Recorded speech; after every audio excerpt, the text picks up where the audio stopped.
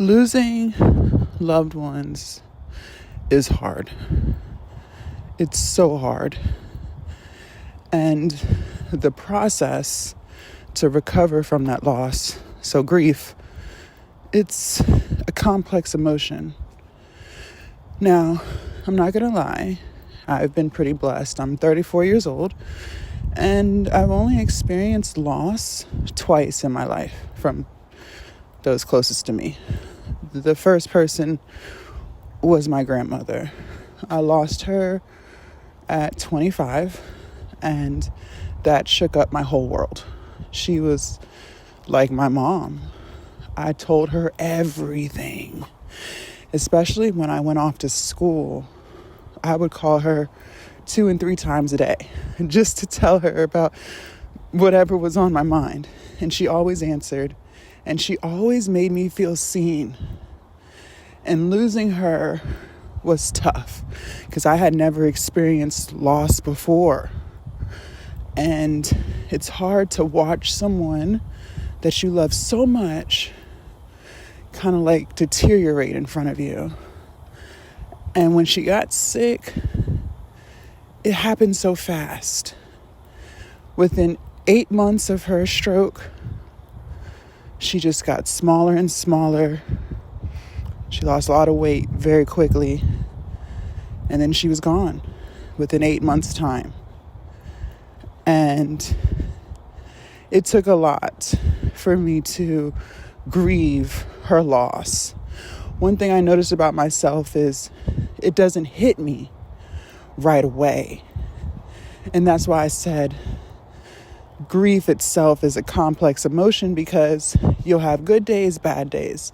You'll feel good one minute, and the next minute you're devastated, right? It's all over the place. It's not linear.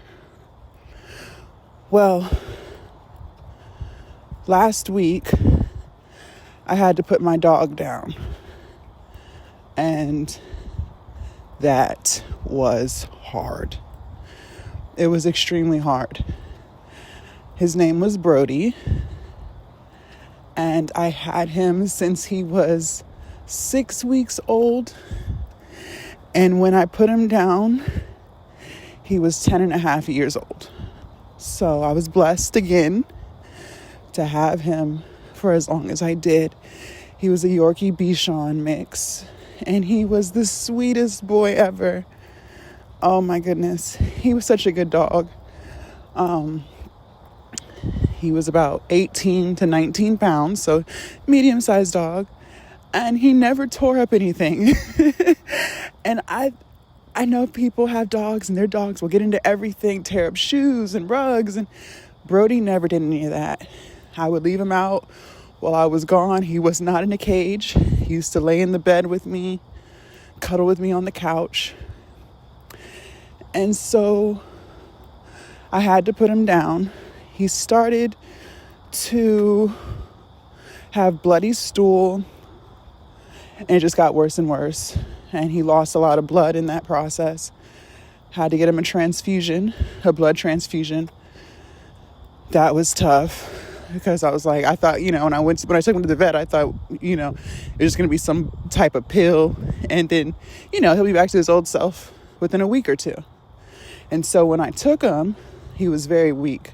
I knew something wasn't right. He was sleeping all the time. And at first I was trying to say, well, maybe it's just because he's getting older, right? He's considered a senior. But he wasn't himself. He was no longer barking at dogs. He was no longer begging for treats. I was like, okay, something's not right. So took him to the vet, and they told me he lost a lot of red blood cells. So I guess the normal range for a dog his size was between 24% to 30% of red blood cells. And at the time in which I took him to the vet, he was at 6%. So he didn't have too many red blood cells, which explained why he was so weak. I couldn't even take him downstairs to go to the bathroom anymore. I had to carry him. So, they gave him the blood transfusion, and I assumed that would fix the problem. When I got him home the next day, he was still having the bloody stool. It actually was getting worse. He couldn't even control his movements anymore. And they gave us all these pills to give him. And it was such a fight trying to get him to take the pills. And the amount of energy he exerted to fight me, I felt so bad. And over the course of a couple of days, he was losing his energy again. He wasn't himself anymore. And the vet told us there's really nothing else we can do. And so we made the decision to put him down. That broke me. And I hadn't really been on social because I was just trying to grieve. And I don't have any kids. He was my child. If you're a pet parent, then you know exactly what I mean. And grief is hard because it's like people will be here 1 minute, people you love will be here 1 minute and gone the next. And then you're left trying to pick up the pieces and figure out what now?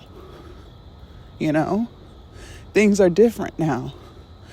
That person that you always call when you need something, when you're having a bad day, or just to hear their voice, they're no longer there.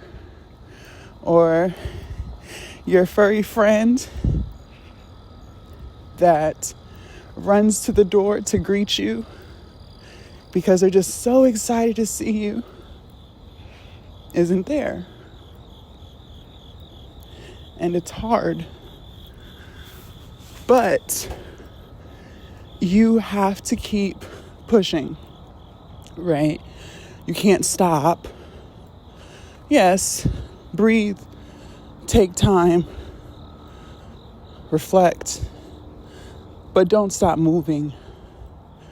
Even if you can't do everything on your list for the day, do something. What I decided to do while I was grieving Brody was still exercise. I noticed on my weight loss journey, well, before my weight loss journey, if I was going through something, stressed, depressed, whatever, I would resort to food. Food was my comfort back then. But through the years of reshifting my mindset and losing all of this weight, movement has become my new stress reliever. Now, I was not in the gym. I was walking. Over the past 5 weeks, I've been walking 20K steps a day to really try to amp up my weight loss. And I didn't realize how much walking clears my mind. Now, don't get me wrong. Sometimes I do have my headphones in while I get my steps in. But a lot of times I don't. Actually, while I'm recording this audio, I'm walking. It's very peaceful listening to the cars drive by, the animals. And I know this sounds cliche, but it's true. Getting out and walking with no music, no noise, just you and your thoughts does a lot, at least for my mental health. If you haven't tried it before, I'm going to challenge you to try it. I want you to give it a go. It really helps you to think about things without all the background noise. It's peaceful. But I want you to keep moving. Unfortunately, losing someone close to you is going to happen at some point in time, right? Nobody's going to be here forever. And, you know, no one wants to think about when you're going to lose a loved one. But unfortunately, at some point in time, you will. And when that day comes, don't hold on to the bad things. I notice that when I grieve, it's like I can't stop replaying the bad moments, like the moments leading up to their final breath. So, for instance, my grandma, how much weight she lost, how she wasn't remembering things anymore. It's like I was holding on to those memories, and I wasn't holding on to all of the good memories that I had over the past 25 years before she left me. And same with Brody. You know, I had him for 10 and a half years. He was a very sweet boy. But it's like I couldn't stop holding on to the bad memories where I had a diaper on him because he couldn't control his movements anymore. He was weak and not being able to eat his treats like he used to. Don't hold on to those memories. Let those ones go. Hold on to the way they made you feel. And that'll always make you feel better. And just remember, they loved you. And they want the best for you. And I think that's why it hurts so much when you lose them. Because you realize how much they really loved you. Bye, guys.